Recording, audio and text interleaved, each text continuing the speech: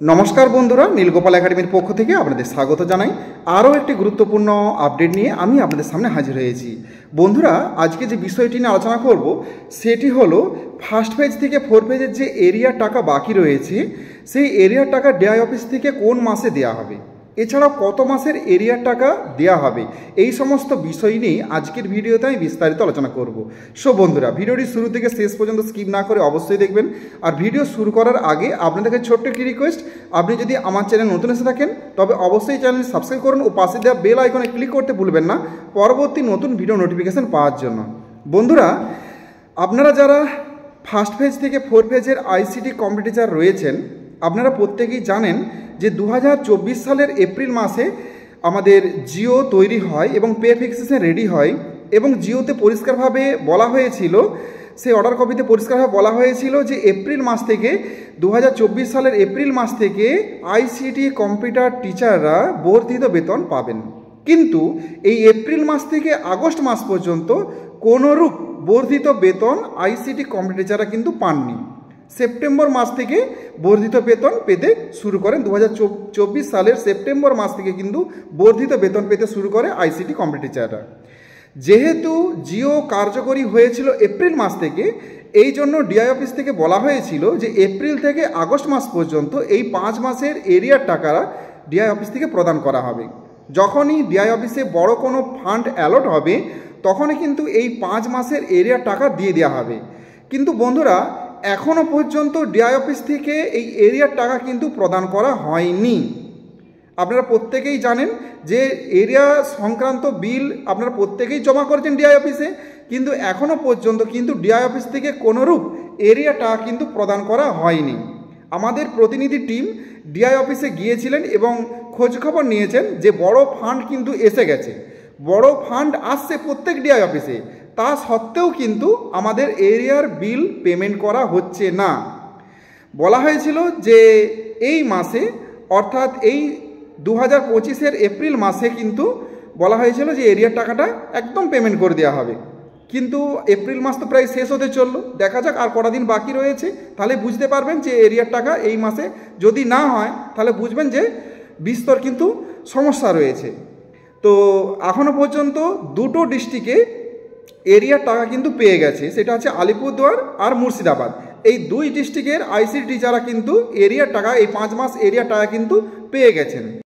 First phase থেকে four ফেজের সমস্ত আইসিটি টিচারদের আমি বিশেষভাবে অনুরোধ করব যে এই এপ্রিল মাসে যদি আপনাদের এরিয়ার টাকা ক্রেডিট না হয় তাহলে আপনারা অবশ্যই এই 30 তারিখ ছুটি ঘোষণা হওয়ার পর পরবর্তী মাসে ডিআই অফিসে আপনারা প্রত্যেকে কিন্তু ডেপুটেশন দেন।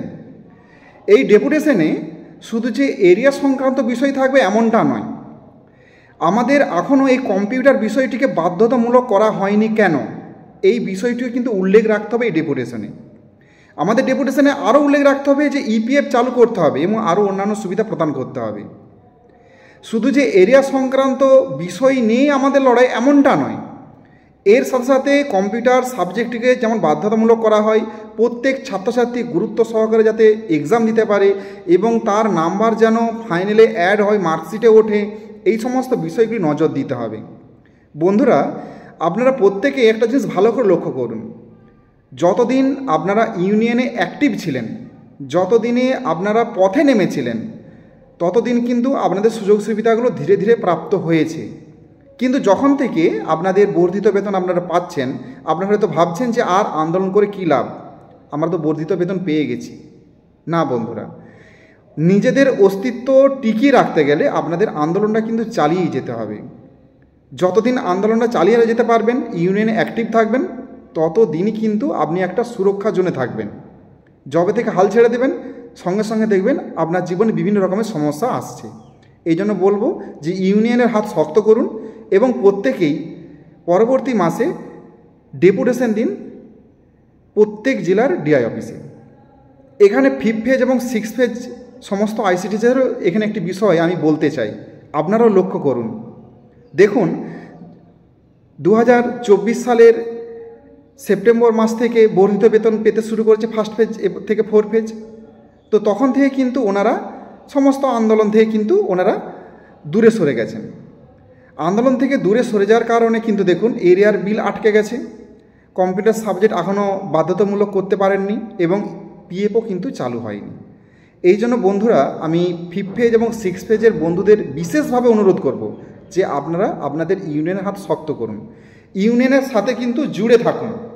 দেখবেন ধীরে ধীরে আপনাদেরও সরকারিকরণ হবে, হয়তো এরই মধ্যে হবে না, কি সময় লাগবে, কিন্তু অবশ্যই কিন্তু আপনাদের সরকারিকরণ হবে এবং বর্ধিত বেতন কিন্তু আপনারা পাবেন।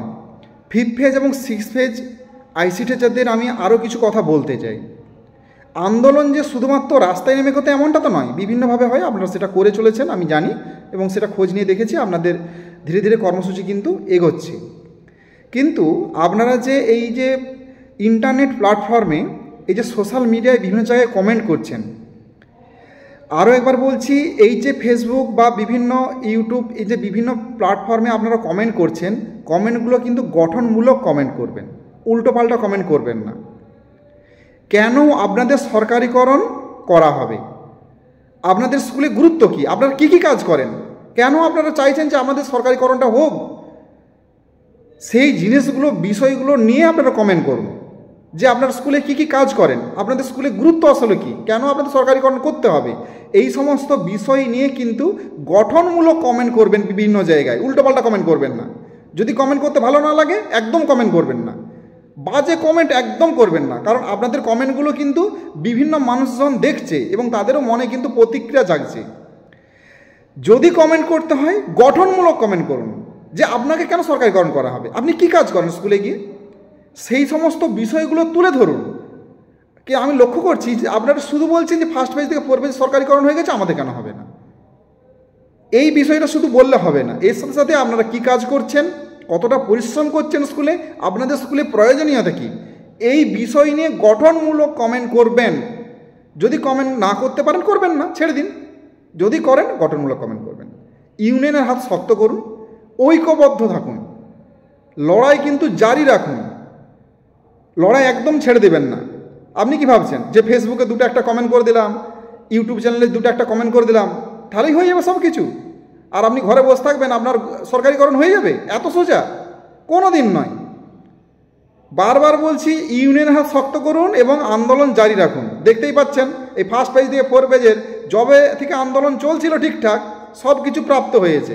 দেখুন আন্দোলন বন্ধ হয়ে গেছে, এরিয়ার টাকাও পাইনি, কম্পিউটার সাবজেক্ট এখনও বাধ্যতামূলক করা হয়নি স্কুলে, পিএফ চালু হয়নি, আরও কত কিছু বিষয় রয়েছে যেগুলো এখনও সেই সুযোগ সুবিধা থেকে বঞ্চিত আইসি টিচাররা। এই জন্য বলবো বন্ধুরা, আপনারা আন্দোলন জারি রাখুন। আন্দোলন মানে যে পথে নেমেই আন্দোলন করতে হবে এমনটা নয়, বারবার বলছি, টোকেন ডেপুটেশন দেন, ডিআইওপি ডেপুটেশন দেন, বিভিন্ন জায়গায় ডেপুটেশন দিয়ে নিজেদের অস্তিত্ব টিকিয়ে রাখার লড়াইটা আপনারা চালিয়ে যান। সো বন্ধুরা, আজ এই পর্যন্তই, দেখা হয় পরবর্তী নতুন কোনো ভিডিওতে নতুন কোনো টপিক নিয়ে। ততক্ষণ আপনারা প্রত্যেকে ভালো থাকুন, সুস্থ থাকুন, বেস্ট অফ লাক।